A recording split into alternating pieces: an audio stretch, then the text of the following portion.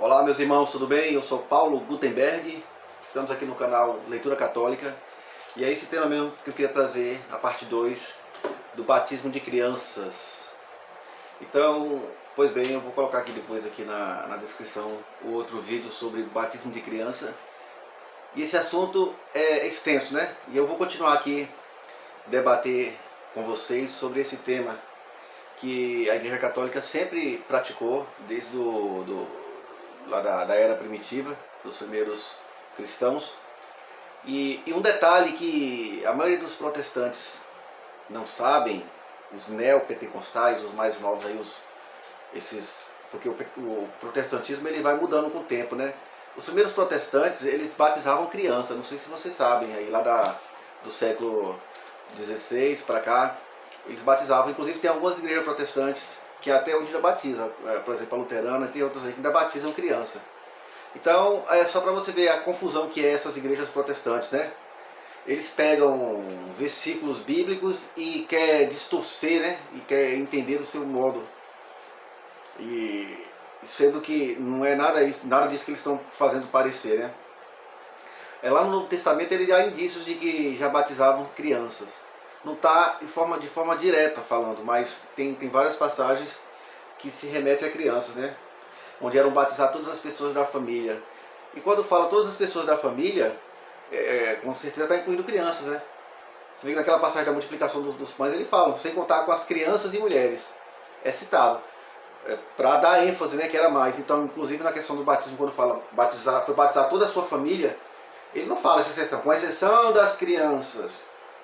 E como eu falei no outro vídeo, o batismo dos apóstolos é um batismo pós-calvário, é um batismo diferente do batismo de João Batista, que é um batismo de conversão. E um detalhe, Jesus foi batizado por quê se Jesus não tinha pecado? Ele foi batizado para santificar todas as águas. E lá na passagem do batismo de Jesus, lá no Evangelho de João, lá não tem nenhuma menção que Jesus foi mergulhado na água. Está falando que ele foi batizado, que ele pediu para ser batizado por João, e João não queria. Mas ela não fala que ele foi mergulhado, né? Vamos continuar aqui nessa questão. Lá em Atos, capítulo 10, do 1 ao 2, no capítulo 10, até mais ou menos o versículo 48, vai pulando aqui, lá fala que não se pode negar o batismo. Não se pode negar o batismo. Lá em Atos 16, 14, 15, a Lídia, ela foi batizada, ela e toda a sua família. E só ela ouviu a pregação. E ela e toda a sua família foi batizada. Não fala ela e seu marido foi batizado, e seus irmãos. Toda a sua família. Esse entendimento, não é nem para estar discutindo aqui, mas é um entendimento que a igreja sempre teve, que os apóstolos sempre batizou. E veio da sucessão apostólica até hoje, a igreja sempre teve esse costume. Inclusive, igual eu falei, as igrejas protestantes também, algumas batizavam, todas batizavam e até hoje algumas batizam. Lá em Atos 16, né, o carcereiro, Atos capítulo 16, do 31 ao 33, tem aquela passagem do carcereiro de Filipe, que ele foi batizado, ele e toda a sua família. Isso aí foi de madrugada. Não menciona a questão de rio, de imersão. Depois mais tarde eu vou falar essa questão de batismo, né, batista, que significa imergir, né? Depois a gente entra nesse detalhe daqui a pouco. Os evangélicos eles falam assim que a criança ela não tem discernimento para escolher, para falar eu quero ser batizado. Esse é um argumento até um tanto assim, como é que fala? É um argumento não justo, é um argumento falso, porque é o seguinte, os pais ele têm um poder sobre a criança. Ele é o responsável pela criança. Quando nasce um bebê, o pai não pergunta, você quer beber leite de cabra, quer beber leite de boi, quer beber leite do peito, quer beber leite fórmula, que vem da farmácia? Não, ele não pergunta, ele simplesmente acha, vê o que é melhor e dá, o pai e a mãe dá. Ele não pergunta se a criança quer ser vacinada. Até os próprios evangélicos, eles perguntam se a criança quer ir para a igreja. Se ela não tem discernimento, por que ele vai decidir por ela? Então, isso é uma fala. Ele pergunta, o próprio protestante, ele pergunta se a criança quer ir para a escola. Agora, quando é questão do batismo, que é da salvação da pessoa se tornar cristão, ele tem que deixar ele decidir quando ele crescer. Isso aí é uma falácia, isso não condiz. A criança não tem que discernir algumas coisas. É o pai que tem que decidir por ele. Então é o pai batiza, lá no Código de Direito Canônico fala que a criança tem que ser batizada a partir do oitavo, até o oitavo dia de nascido. Já tem que ser batizada. Não é? Ele fala lá que devemos batizar a criança nas primeiras semanas, no Código de Direito Canônico. E a circuncisão era feita até no oitavo dia. E eles não perguntavam, isso tem lá no Antigo Testamento, lá em Gênesis 17, capítulo 17, versículo 12, fala da circuncisão e não fala que tem que pedir para a criança, até o oitavo dia. O batismo é a circuncisão da nova aliança. Olha que detalhe. Então, isso está incluído criança, né? Que é a circuncisão para se tornar, logo quando nascia o varão, ele era circuncidado para ele se tornar judeu, né? É um procedimento que está prescrito na Bíblia, lá no Antigo Testamento, mas depois os apóstolos aboliram, né? E falam questão do batismo. Que inclusive é que eu falei, né, que o batismo é a nova circuncisão da nova aliança, né? Está lá em Colossenses capítulo 2, do 11 ao 12. Ele menciona isso aí. Aí eles falam que criança não pode crer, não pode e não tem pecado. Isso aí também é uma falácia. Lá no capítulo 18 de Mateus, versículo 6, capítulo 18, versículo 6, Mateus, fala: quem escandalizar um desses pequeninos que acreditam em mim, melhor que seja que amarre uma pedra de moinho no pescoço e seja jogado lá no rio. E tem algumas traduções que está lá pequeninos, ou então aqueles lactantes, então são bebês, que creem em mim. Olha o que Jesus está falando. Então como é que você afirma? Jesus fala, e Jesus também fala, né? Da boca dos pequeninos, das criancinhas de peito, é que tiraste o verdadeiro louvor. Está lá em Mateus 21:16. Olha que bonito isso, né? Que interessante, né? No Salmo 50 afirma que é o seguinte, ó, minha mãe já me concebeu pecador.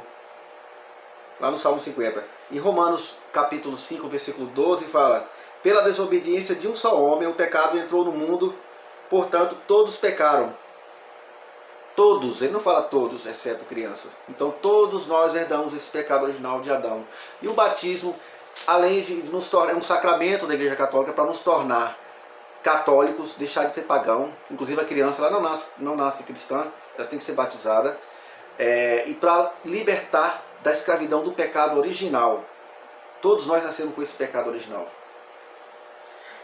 Aí Jesus fala: deixai vir as minhas criancinhas, e não as impeçais, pois o reino do céu é semelhante àqueles que são igual a ela, né? É igual quem está no reino do céu é quem age como uma criança. Está lá em Mateus 19, capítulo 14. Deixai vir as minhas criancinhas. Vai deixar a criança crescer para depois ela diz, como falam os evangelhos, e seguir o que ela quer? Não, é o pai que tem que ensinar. Ensina a criança, né? Os caminhos que ela tem que andar, que até quando ela estiver adulta, velha, ela não vai esquecer desses caminhos. E aí isso inclui o batismo. Agora eu queria perguntar para quem quiser responder, protestante, onde é que está escrito que quem crê e for batizado, adulto, será salvo? Lá fala adulto? Igual eu falei, a criança crê. E a criança é o que Jesus pede para vir a elas crianças. Né? Igual eu falei antes aqui, que a criança crê, né? Quem escandalizar um desses pequeninos que acreditam em mim, que creem em mim. Então isso é falácia, né? Não está escrito que o adulto tem que crer e ser batizado. Não fala. Isso aí são invenções. As pessoas, depois que surgiu o protestantismo, eles começaram a tirar as coisas da Igreja Católica por petulância. Por petulância. Ah, isso aqui não, isso aqui não, isso aqui não. Isso é tudo preceitos humanos. Isso aí não vem dos ensinamentos dos apóstolos. Dos preceitos humanos. Os primeiros protestantes, eu falei, já batizavam crianças, né? Isso aí, lá em 1 Coríntios, capítulo 1, versículo 16, fala: eu batizei a família de Stefanes. A família de Stefanes. Não está falando Stefanes, está falando família. Então são todos. São todos. Não se pode interpretar tudo ao pé da letra. Mesmo a questão do caso de Maria também, né? Que eles interpretam ao pé da letra tudo, assim, e pro lado ruim, né? Pro lado do que eles querem. Não tá na Bíblia falando que você tem que sair, que o Espírito Santo vai aparecer para você e você vai fundar a sua igreja. Não fala. Cristo só fundou uma igreja, lá em Mateus 16. A minha igreja, e as portas do inferno não prevalecerão contra ela. Ele não fala minhas igrejas, cheia de bagunça, cheia de confusão, cheia de divisão, que elas não se entendem entre elas. Então isso são coisas do demônio que vai colocando para dividir, para afastar as pessoas do verdadeiro caminho. Lá em Atos 2, capítulo 2, versículo 41 fala: foram batizados 3.000 pessoas. 3.000 pessoas. E lá em Atos 2, 38 fala: seja batizado para o perdão dos pecados. Aí os protestantes usam isso aqui, né? Ah, criança, como é que vai ser o perdão dos pecados se criança não tem pecado? Aquele mesmo argumento que eu falei antes, né? Eu falei, está em Atos 2, 38. Para que sejam batizados para o perdão dos pecados. Só que no versículo... Isso é no versículo 38, né? No capítulo 2. No versículo 39 fala: pois a promessa é para vocês e para todos os seus filhos. Então o pai de família ele vai ser batizado, mas a promessa, o batismo, a salvação é para todos. É para todos. Isso não é brincadeira. Isso não é brincadeira. Então, igual eu falei, né, o batismo, lá em Atos 19, 3 ao 4, os discípulos de João Batista, eles pediram para ser batizado. Lá em Atos, depois você confere aí, ó, Atos 19, do 3 ao 4. Os discípulos de João Batista. Por que isso?